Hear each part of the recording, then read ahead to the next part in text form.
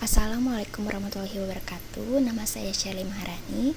Video ini saya buat untuk memenuhi salah satu tugas mata kuliah teknik penulisan karya ilmiah untuk materi karangan deskripsi. Di sini saya akan menceritakan sosok idola saya, yaitu seorang entrepreneur dan motivator wanita tersukses di Indonesia, yaitu Merry Riana. Merry Riana lahir di Jakarta pada tanggal 29 Mei 1980. Ayahnya bernama Insinyur Suwanto Sosro Saputro dan ibunya bernama Linda Sanian. Merry Riana lahir dan tumbuh di keluarga yang sederhana, keturunan Tionghoa. Orang tua Merry Riana adalah seorang pebisnis dan ibunya adalah seorang ibu rumah tangga. Ia merupakan anak sulung dari 3 bersaudara. Adiknya bernama Aris dan juga Erik. Sebagai anak tertua dalam keluarganya, ia harus menjadi panutan untuk adik-adiknya agar ia dapat menjadi contoh. Merry Riana memulai pendidikannya di sekolah dasar di Don Bosco Pulomas. Lalu ia melanjutkan pendidikannya di SMP Santa Ursula dan SMA-nya pun sama di Santa Ursula. Santa Ursula merupakan sekolah Katolik khusus perempuan yang berada di Jakarta Pusat. Setelah lulus dari SMA, Merry Riana ingin melanjutkan kuliahnya di Universitas Trisakti. Namun cita-cita untuk berkuliahnya di situ harus buyar karena terdapat kerusuhan besar di tahun 1998. Hal inilah yang kemudian merubah takdirnya. Karena kondisi yang tidak aman, Merry Riana memilih berkuliah di Singapura untuk menghindari hal-hal yang tidak diinginkan. Ayah Merry, yaitu Suwanto Sosro Saputro, memutuskan untuk mengirim anaknya untuk belajar di luar negeri. Dan Singapura kala itu merupakan sebuah pilihan yang paling masuk akal karena jaraknya yang relatif dekat, lingkungan yang aman, dan sistem pendidikan yang bagus. Merry mulai belajar di bangku kuliah di jurusan Electrical and Electronic Engineer di Nanyang Technological University pada tahun 1998. Merry mengaku jurusan ini menjadi jurusan yang paling masuk akal baginya saat itu. Merry bercita-cita menjadi seorang insinyur. Cita-citanya tersebut mungkin karena ingin membantu sang ayah dalam menjalankan bisnisnya. Tanpa persiapan yang memadai untuk kuliah di luar negeri, Merry sempat gagal dalam tes bahasa Inggris di Nanyang Technological University. Tanpa persiapan bekal dana yang memadai pula, Merry meminjam dana dari pemerintah Singapura. Ia meminjam dana beasiswa dari bank pemerintah Singapura sebesar 40.000 Singapura dolar dan harus dilunasi setelah ia lulus kuliah dan bekerja. Dana tersebut sangatlah minim karena setelah dihitung-hitung ia hanya mengantongi 10 dolar selama seminggu. Untuk berhemat, Merry menyiasatinya dengan hanya memakan mie instan di pagi hari, makan siang dengan 2 lembar roti tanpa salad, ikut seminar dan perkumpulan di malam hari demi makan gratis. Bahkan untuk minum pun ia mengambil air dari keran atau tap water di kampusnya. Hal itu berangsur hampir setiap hari di tahun pertama kuliahnya. Kehidupan yang sangat memprihatinkan tersebut mendorongnya untuk mencari penghasilan di luar. Dari mulai membagikan pamflet atau brosur di jalan, menjadi penjaga toko bunga, dan menjadi pelayan banquet di hotel. Ketika menyadari hidupnya telah berubah meski sudah memasuki tahun kedua kuliah, Merry mulai membangun mimpi. Karena tak punya latar belakang pendidikan dan pengalaman bisnis, Merry mengumpulkan informasi dengan mengikuti berbagai seminar dan melibatkan diri dalam organisasi kemahasiswaan yang berhubungan dengan dunia bisnis. Tanpa pengalaman dan pengetahuan bisnis yang memadai, Merry mulai terjun ke dalam dunia bisnis. Itu ia lakukan karena ia mengetahui bahwa memiliki pekerjaan biasa tidak cukup untuk memenuhi memenuhi impiannya untuk sukses di usia 30 tahun. Ia mencoba berbagai peluang bisnis. Dia pun mencoba perhitungan dengan bisnis pembuatan skripsi, bisnis MLM, mencoba bermain saham, yang semua berakhir dengan kegagalan. Mary juga mencoba praktik dengan terjun ke multi-level marketing, meski akhirnya ia rugi $200. Mary bahkan pernah kehilangan $10.000 ketika memutar uangnya di bisnis saham. Mentalnya sempat jatuh, meski dalam kondisi tersebut masih bisa menyelesaikan kuliahnya. Sayangnya, Mary kehilangan semua investasinya dan terpuruk.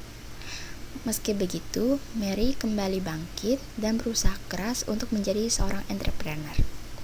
Mary mulai berusaha dari awal dengan belajar secara sungguh-sungguh tentang seluk-beluk pasar.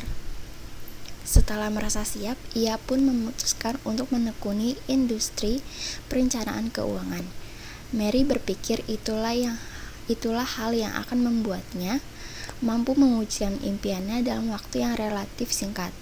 Tamat kuliah, barulah Mary mempersiapkan diri dengan matang bersama Alva Cenderasa yang merupakan temannya ketika kuliah dulu dan kini menjadi suaminya.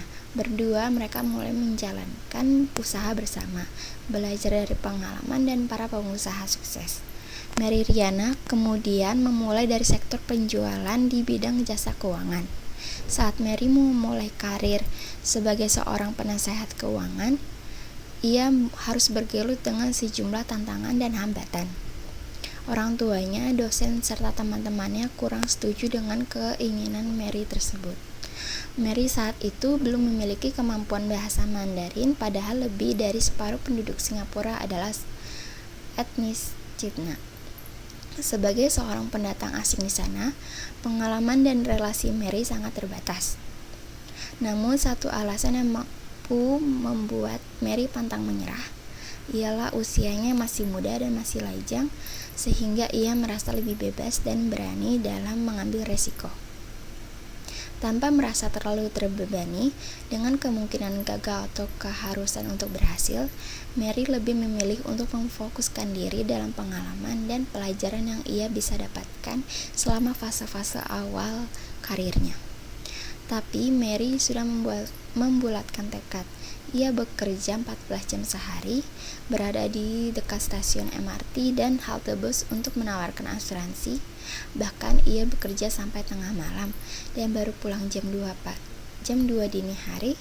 Belum lagi pendapatan yang tidak pasti, membuatnya terpaksa kembali berhemat untuk mengatur kebutuhan sehari-hari. Sampai akhirnya ia sukses sebagai financial consultant yang menjual produk-produk keuangan dan perbankan seperti asuransi, kartu kredit, deposito, tabungan, dan lain-lain. Dalam 6 bulan pertama karirnya di Prudential, Mary berhasil melunasi utangnya sebesar $40.000. Tepat 1 tahun pertamanya, ia berhasil mendapatkan penghasilan sebesar $200.000 dan sekitar 1,5 miliar rupiah.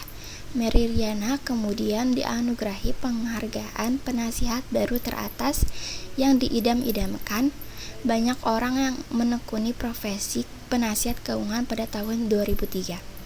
Kemudian di tahun 2004, prestasi Mary yang cemerlang membuatnya dipromosikan sebagai manajer. Mary lalu memulai bisnisnya sendiri setelah diangkat manajer. Dengan menyewa kantor dan memiliki karyawan sendiri, kemudian ia mendirikan MRO atau Mary Riana Organization, sebuah perusahaan jasa keuangan. Selain itu, ia juga mendirikan MRO konsultasi yang bergerak di bidang pelatihan, motivasi, serta percetakan buku yang berbasis di Singapura. Bersama timnya di MRO, Mary memiliki program pemberdayaan perempuan dan anak-anak muda. Anggota timnya di lembaga bahkan tergolong muda, yaitu berusia 20-30 tahun. Saya ingin menampung orang-orang muda yang punya ambisi dan semangat seperti saya.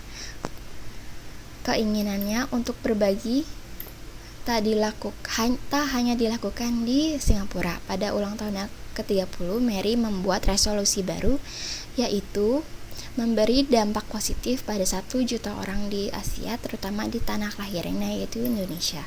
Tahun 2005, Mary menerima penghargaan sebagai penghargaan Top Agency of the Year dan penghargaan Top Rookie Agency. Hingga kini, Mary telah memotivasi dan melatih ribuan profesional dan eksekutif dalam bidang penjualan, motivasi dan dalam perusahaannya. Mary menaungi 40 penasihat keuangan yang uniknya memiliki usia masih belia. Media pun berbondong-bondong memberitakan kisah suksesnya, dan dengan segera Mary Riana dikenal sebagai entrepreneur wanita yang sukses dan menjadi motivator untuk membagikan ilmu dan kiat-kiat suksesnya agar setiap orang menjadi pribadi yang sukses. Kini Mary Riana mempunyai mimpi untuk memberikan dampak positif bagi 1 juta orang di Asia, terutama di Indonesia. Salah satunya yang meluncurkan buku Mimpi $1 Juta yang sangat inspiratif dan akan diangkat ke dalam layar lebar. Mary menyatakan bahwa motivasinya tidak hanya berasal dari keinginan untuk memberikan kehidupan yang lebih baik kepada orang tuanya, tetapi juga dari ambisinya untuk membantu generasi muda untuk hal serupa. Ia berharap para pemuda mampu memberikan kehidupan yang lebih baik, tak hanya bagi diri mereka sendiri, tetapi juga untuk yang lainnya. Sekian dari saya. Wassalamualaikum warahmatullahi wabarakatuh.